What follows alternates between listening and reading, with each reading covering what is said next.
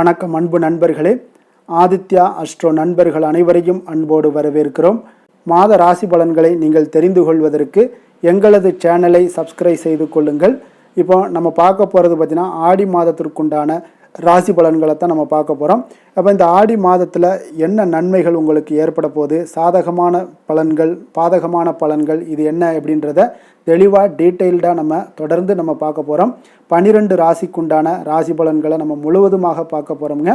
எங்கள் சேனலை நீங்கள் சப்ஸ்கிரைப் பண்ணலை இது வரைக்கும் அப்படின்னா சப்ஸ்கிரைப் பண்ணி வச்சுக்கோங்க. சப்ஸ்கிரைப் பண்ணி அருகில் உள்ள பெல் பட்டனை ப்ரெஸ் பண்ணி உங்களுக்கு நோட்டிஃபிகேஷன் கிடைக்கிற மாதிரி செய்து கொள்ளுங்க. அதே போல் உங்களுடைய நண்பர்கள் உறவினர்களுக்கும் ஷேர் பண்ணி அவங்களையும் பயன்பெற செய்யுங்க. சிம்ம ராசி சிம்ம லக்கண அன்பர்களுக்கு இந்த மாதம் எந்த மாதிரியான பலன்கள் எல்லாம் அந்த ஆடி மாதத்தில் உங்களுக்கு ஏற்பட போகுது அப்படின்னு பார்க்குறதுக்கு முன்னாடி கிரகங்களுடைய அமைப்புகளை வச்சு நம்ம என்னென்ன மாதிரியான பலன்கள் எல்லாம் உண்டாக போகுது அப்படின்னு பார்க்க போகிறோம். அப்போ இந்த 2026ஆம் ஆண்டிற்குண்டான ஆடி மாதத்தில் ஜூலை 17 ஆகஸ்ட் 17 வரைக்கும் இந்த சிம்மராசிக்காரர்களுக்கு கிரகங்களுடைய சஞ்சாரத்தின்படி பார்த்தீங்கன்னா நீங்கள் திட்டமிட்டு செயல்பட வேண்டிய ஒரு மாதமாக இருக்குங்க. அதே போல் ஆன்மீக ஈடுபாடு இந்த மாதம் உங்களுக்கு அதிகரிக்கக்கூடிய ஒரு மாதமாகவும் இருக்குதுங்க.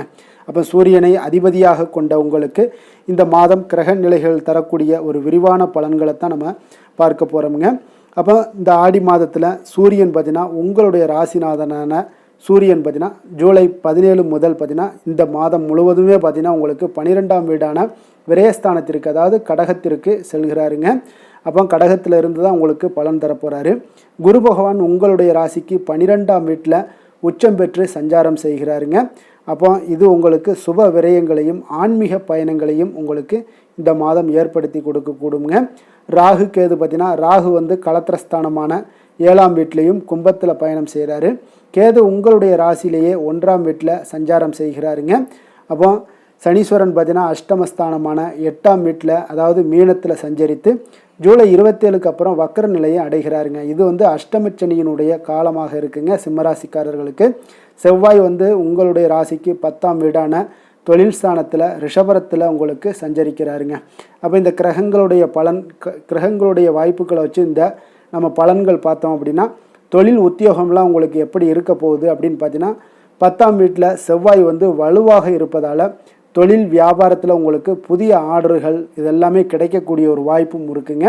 அதே போல் கடின உழைப்பால் உங்களுடைய இலக்குகளை எளிதாக அடைவீங்க.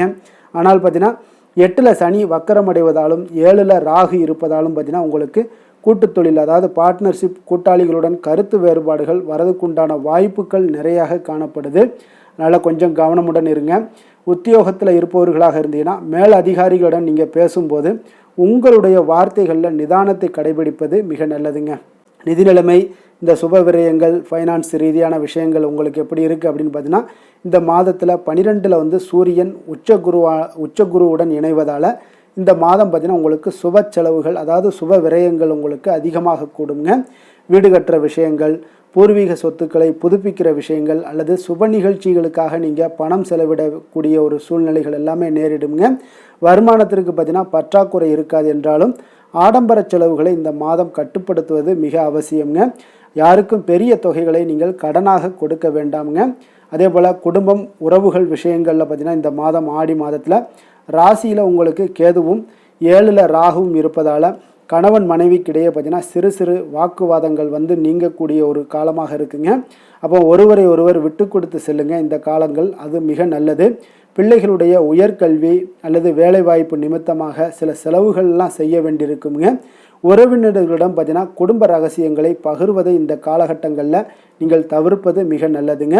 ஆரோக்கியம் சார்ந்த விஷயங்களில் இந்த மாதம் பார்த்தீங்கன்னா ஆடி மாதத்தில் உங்களுடைய ராசிநாதன் சூரியன் 12ல் மறைவதாலும் அஷ்டமச்சனியினுடைய தாக்கம் இருப்பதாலும் உடல் ஆரோக்கியத்தில் கூடுதல் கவனமாக இருக்க வேண்டிய ஒரு மாதமாக இருக்குங்க. கண் எரிச்சல், ஒற்றை தலைவலி, எலும்பு மற்றும் வயிறு சம்பந்தமான சில உபாதைகள் எல்லாமே உங்களுக்கு வரலாமுங்க. அதனால் ஆரோக்கியத்தில் மிக கவனமாக இருங்க. வாகனங்களில் செல்லும் பொழுதும் சரி, இரவு நேர பயணங்களையும் இந்த காலகட்டங்களில் மிக எச்சரிக்கையுடன் இருங்க, கவனமாக இருங்க. இரவு நேர பயணங்களை தவிர்த்துருங்க. இதெல்லாம் உங்களுக்கு இந்த மாதம் உங்களுக்கு நன்மைகளை தருமுங்க. அப்போ மகம் நட்சத்திரத்தில் பிறந்த உங்களுக்கு அதாவது கேதுவினுடைய ஆதிக்கம் நிறைந்தவர்களுக்கு ராசியில் இருக்கக்கூடிய நட்சத்திரநாதன் கேதுவால் ஆன்மீக நாட்டம் உங்களுக்கு இந்த மாதம் அதிகரிக்குங்க. மன அமைதிக்காக தியானம், யோகா போன்றவற்றில் நீங்கள் ஈடுபடுவீங்க. நீண்ட நாட்களாக இழுபறியாக இருந்து வந்த பூர்வீக சொத்துக்கள் விஷயங்களில் உங்களுக்கு இந்த மாதத்தினுடைய பிற்பாதியில் சுமூகமான ஒரு விஷயங்களில் தீர்வு கிடைக்கக்கூடுங்க. அதே போல் இந்த காலகட்டங்களில் நீங்கள் எச்சரிக்கையாக இருக்கணும் அப்படின்னு நினச்சிங்கன்னா புதிய மனிதர்களை நம்பி முக்கிய பொறுப்புகளை நீங்கள் ஒப்படைக்க வேண்டாமுங்க மகம் நட்சத்திரத்திற்காரர்கள். அதே போல் பூரம் நட்சத்திரக்காரர்கள் பார்த்திங்கன்னா சுக்கிரனுடைய ஆதிக்கம் நிறைந்தவர்களுங்க. அப்போ கலைத்துறை, ஊடகத்துறைகளில் இருப்பவர்களுக்கு புதிய வாய்ப்புகள் உங்களுக்கு தேடி வரும்னே சொல்லலாமுங்க. ஆடை ஆபரணங்கள், வீட்டு உபயோகப் பொருட்கள் இதெல்லாம் வாங்கி மகிழ்ச்சி அடையக்கூடிய ஒரு காலமாக இருக்குங்க. அதனால் இந்த காலகட்டங்களில் நீங்கள் வீட்டு சம்பந்தப்பட்ட விஷயங்களில் பொருட்களில் விரைய செலவுகள் எல்லாம் ஏற்படுங்க. வியாபாரத்தில் உங்களுடைய போட்டிகளை எல்லாம் சமாளித்து ஓரளவுக்கு லாபத்தை காணக்கூடிய ஒரு வாய்ப்பு இந்த மாதம் காணப்படுது. புதிய சொத்துக்கள் வாங்கக்கூடிய முயற்சிகள்லாம் உங்களுக்கு சாதகமான ஒரு சூழல் எல்லாம் உண்டாகுதுங்க, பயன்படுத்தி கொள்ளுங்க.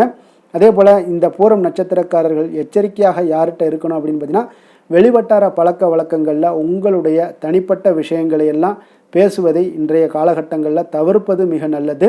உத்திரம் நட்சத்திரம் 1ஆம் பாதத்தை உள்ளடக்கிய சூரியனுடைய ஆதிக்கம் நிறைந்த நட்சத்திரக்காரர்களுக்கு உங்களுடைய நட்சத்திரநாதன் சூரியன் பார்த்தீங்கன்னா 12ல் இருப்பதால் வெளியூர் அல்லது வெளிநாடு தொடர்பான வேலை வாய்ப்புகள் எல்லாமே உங்களுக்கு தேடி வரக்கூடிய ஒரு வாய்ப்பும் இருக்குது. உத்தியோக விஷயங்களில் அரசு துறைகளில் இருந்தீங்கன்னா பணிபுரிபவர்களுக்கு வேலைப்பளு கூடினாலும் உங்களுடைய திறம்பட செய்து அதை எளிதாக முடிச்சிருவீங்க. தந்தையினுடைய உடல்நலத்தில் நல்ல ஒரு முன்னேற்றங்கள் ஏற்பட காண்பீங்க.